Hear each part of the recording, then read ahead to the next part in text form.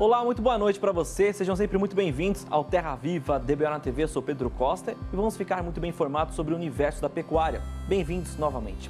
E a nossa prosa de hoje começa destacando as vendas externas, a abertura de mercado para a África do Sul, a expansão comercial brasileira que tem reafirmado a posição do país como um dos principais fornecedores globais de carnes e produtos agropecuários, consolidando mercados que são estratégicos e explorando novas oportunidades como na África do Sul.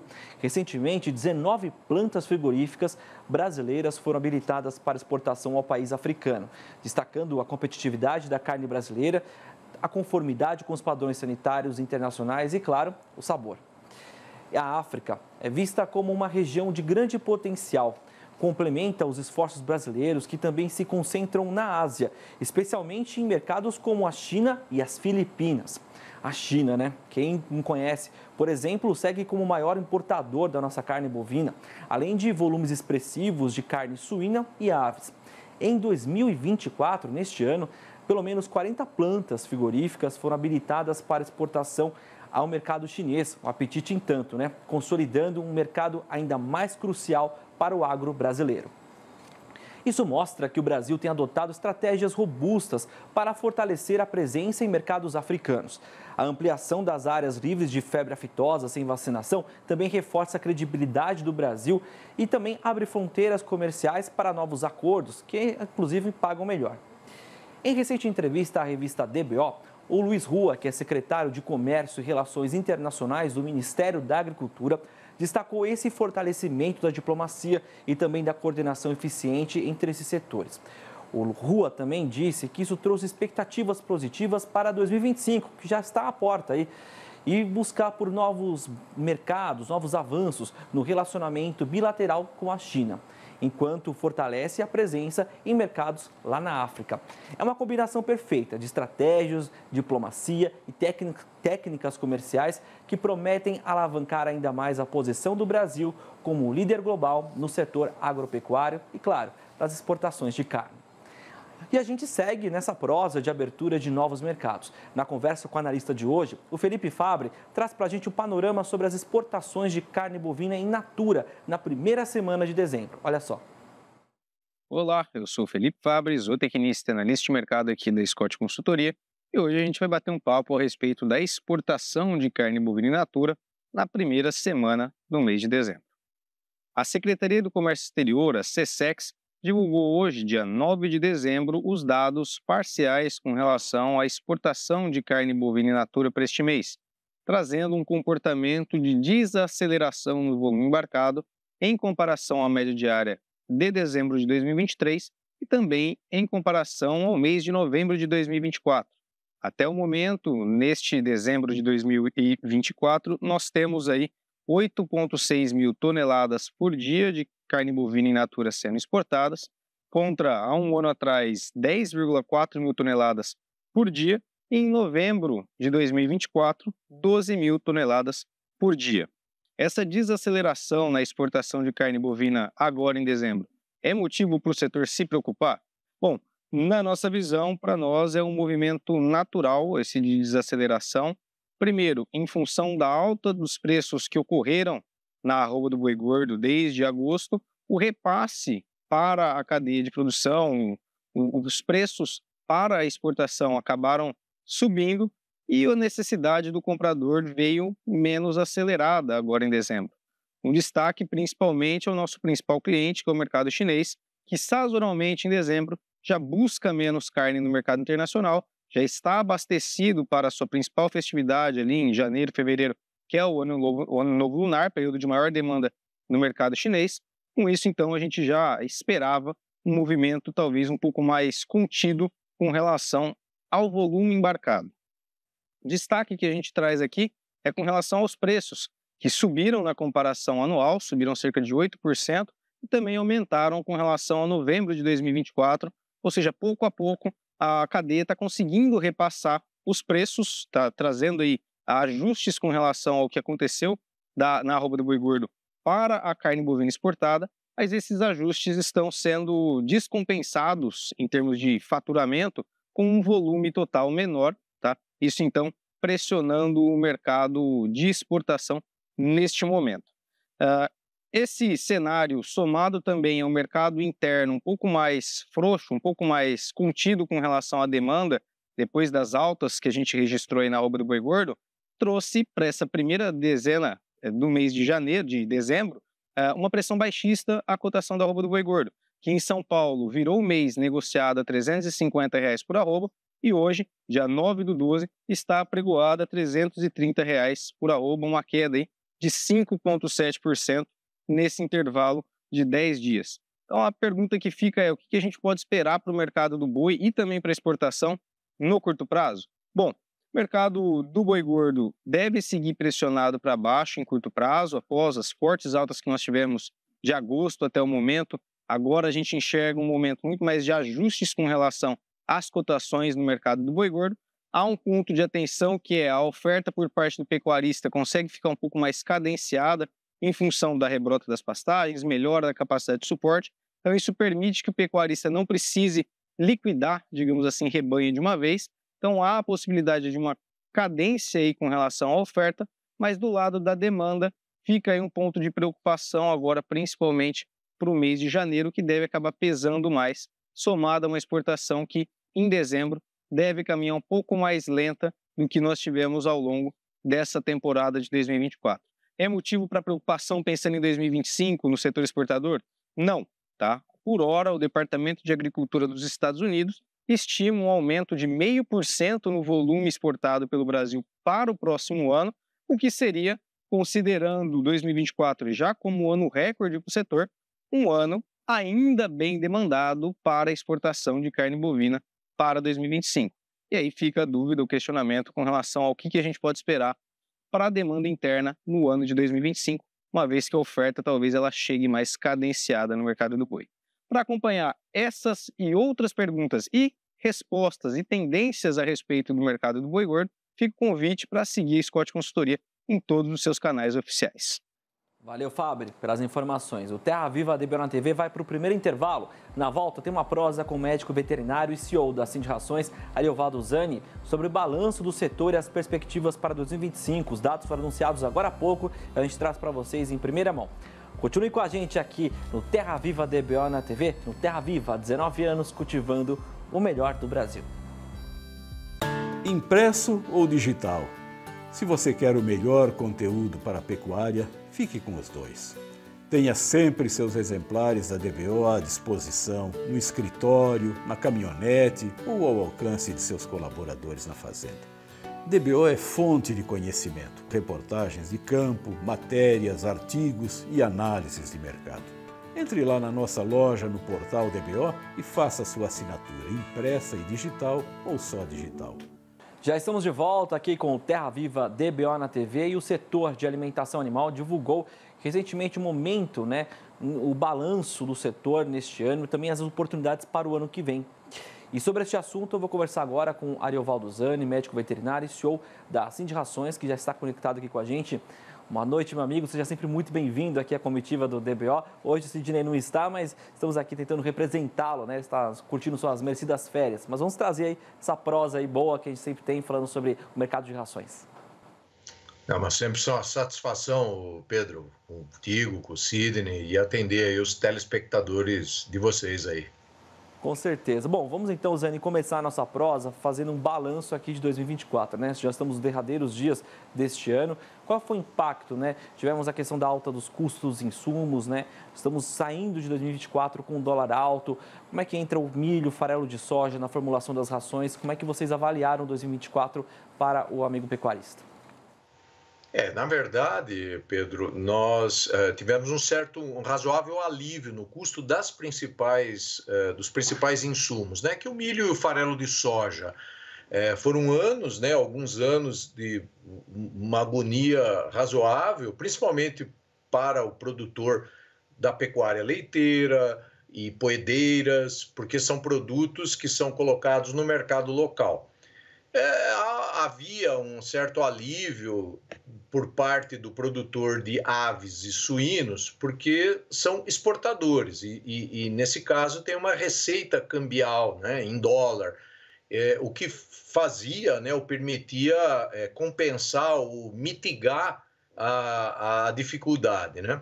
Nesse ano, realmente, nós iniciamos um ano bastante atentos, né, e preocupados com as condições adversas, estou falando do clima, muito embora, apesar, né, dessa influência que se deu com atraso de plantio, tanto da soja, replantio e depois atraso da janela favorável no plantio do milho, as safras foram suficientes, sim, para atender a demanda doméstica das rações e de outras atividades que também consomem, né, parte da soja, do milho, enfim,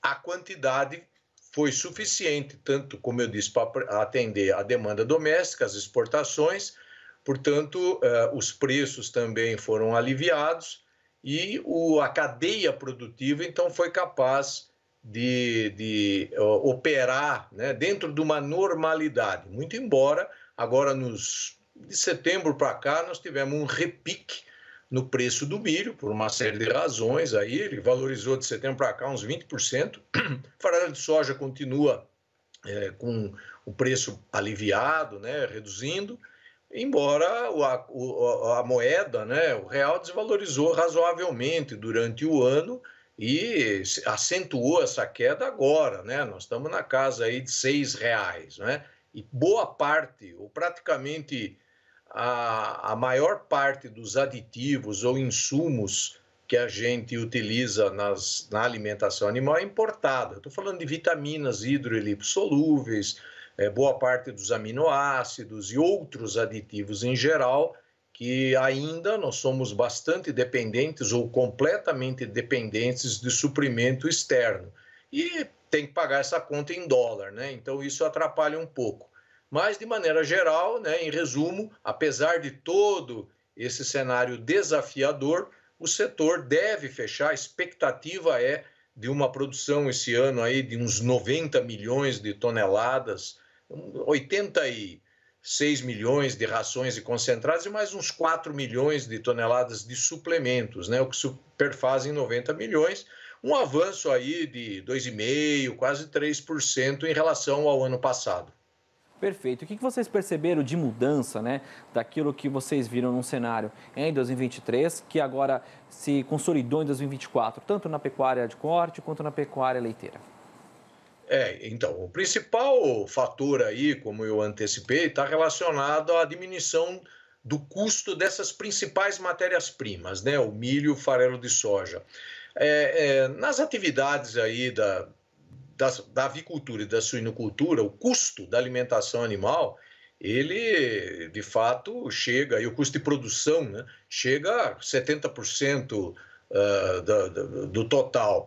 No caso da pecuária leiteira, varia também um pouco, mas pode também estar nessa casa de 70%, dependendo da tecnificação. E na pecuária de corte, né, quando eu falo na alimentação industrializada, evidentemente o maior custo é da reposição, é do bezerro, né, e logo em seguida vem, né, a alimentação.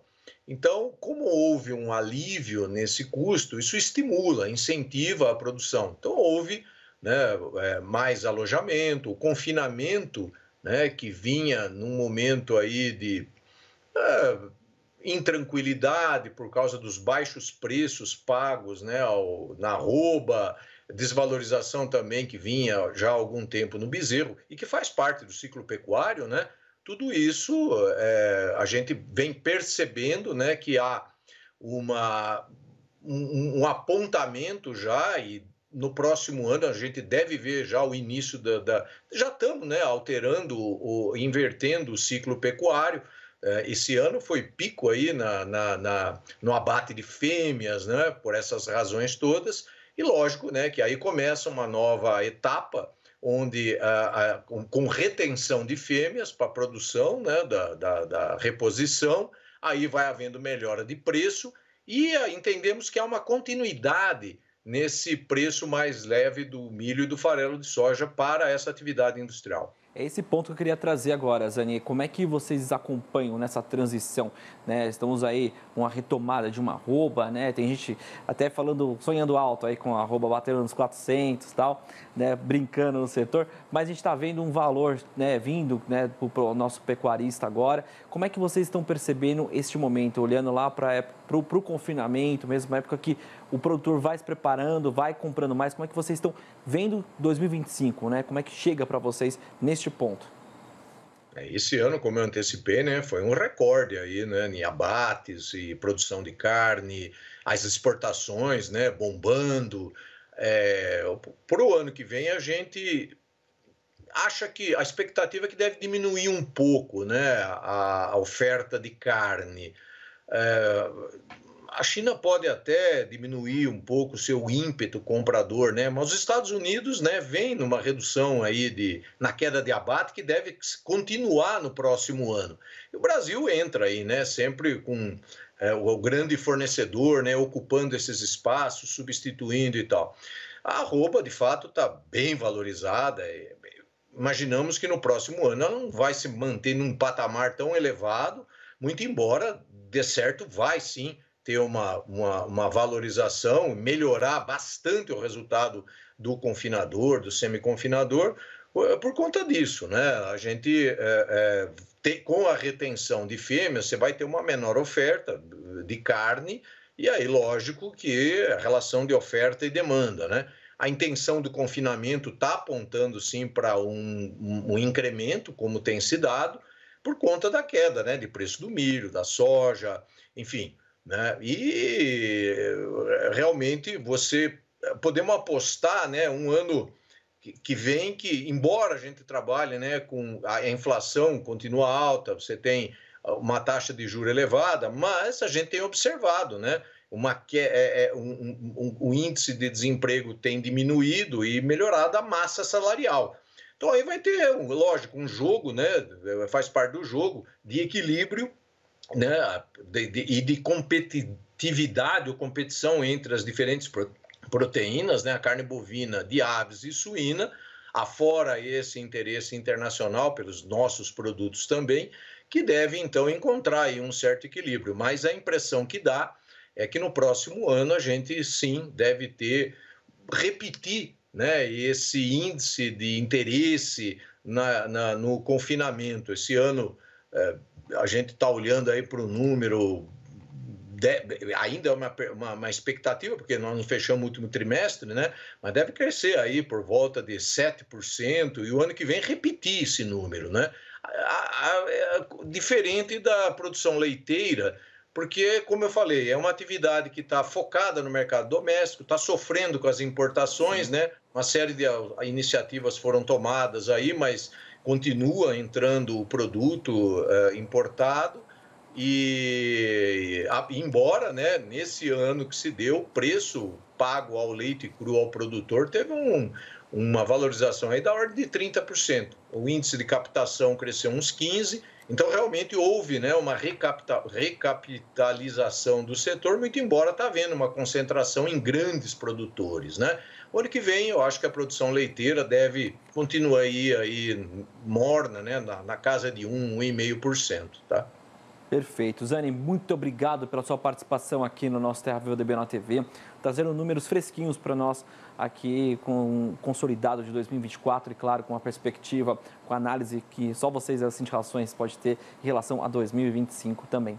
Muito obrigado pela sua participação, um ótimo e produtivo 2025 para você e até mais. Obrigado para vocês também, Pedro. Um abraço. Um abraço. Intervalo, então? Terra Viva DBO na TV vai para um rápido intervalo com a cotação do dia da Scott Consultoria no próximo bloco, que, olha, teve mudanças em 21 das 32 regiões que foram pesquisadas, sendo que em apenas uma a arroba subiu. Os detalhes, em instantes, aguarde.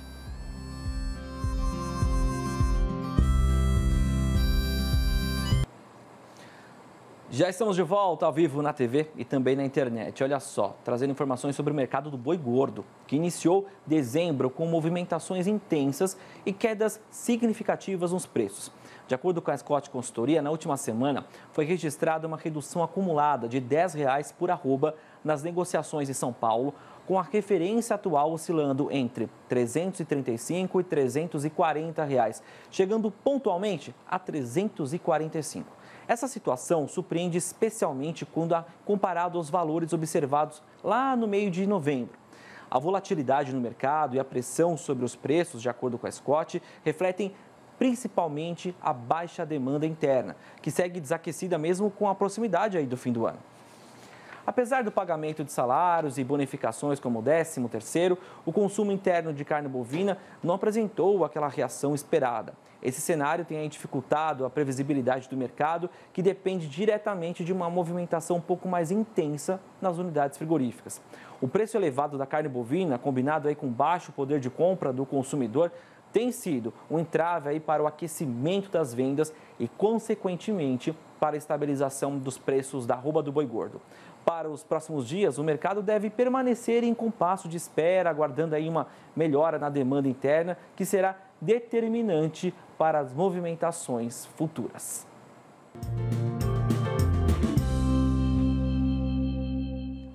Então vamos entender como é que começa essa semana, terça-feira, o balanço do dia da Scott Consultoria. Foram apuradas mudanças nas cotações em 21 das 32 regiões, sendo que apenas em uma a arroba subiu.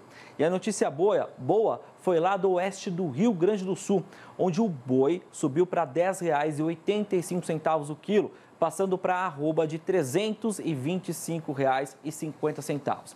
A lista das quedas começa agora e foi encabeçada por Barretos, Araçatuba, para essa boiadeira aqui, onde o boi está valendo R$ 325 e a vaca R$ 302. Lá em Belo Horizonte, capital das Minas Gerais, a queda foi geral, com o boi caindo para R$ 315 e a vaca R$ 300 redondos. No norte do estado, também caiu tudo. O boi não sai por menos de R$ 320 e a vaca R$ 310. Já no sul, a queda foi apenas para o boi, que agora vale R$ 315. Lá no nosso centro-oeste, em Goiânia, capital de Goiás, o macho caiu para R$ 315. Na região sul do estado, a fêmea agora vale R$ 300 e o macho R$ 315. Em Campo Grande, capital sul-mato-grossense, a queda foi geral, com o boi indo para R$ 310 e a vaca para R$ 295. Em Dourados, no Mato Grosso do Sul e em Lagoas, também no MS, a vaca caiu para R$ 295. Em Cuiabá, capital do nosso Mato Grosso, o boi não está valendo por menos de R$ 305 e a vaca R$ 295. No norte do estado, o boi caiu para R$ 300 e a vaca R$ 295. Lá no nosso noroeste paranaense, a queda só foi para a vaca, que agora vale R$ 300 redondos.